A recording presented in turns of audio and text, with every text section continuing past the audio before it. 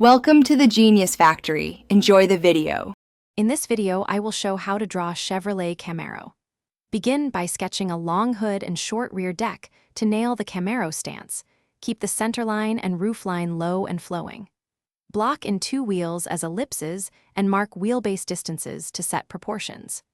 Add window shapes and the distinctive front grille area, then lightly refine body panels before moving to darker lines and shading for depth. Start by laying out the main rectangles and circles that define the car. This makes proportion mistakes easy to fix early. Place wheel centers and draw ellipses for tires, then connect them with the body shape using gentle sweeping lines for the hood and roof. Keep the windshield angle shallow and note the cabin placement relative to the rear wheel.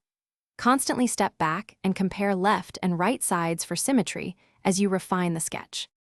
If you're enjoying the video, please subscribe and like so I can keep making clear drawing guides for you. On another note, quick recommendation. Life's too short for a stinky car.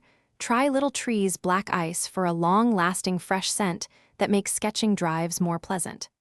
I'll link it and other deals in the description so you can find it easily, and now let's get back to the video. Once proportions are set, focus on key details that sell the Camaro look. Define the grille, headlights, and bumper with decisive strokes.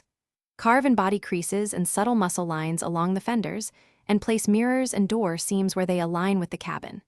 Use varying line weight to suggest edges versus reflections, and add soft shading to show curvature and light source.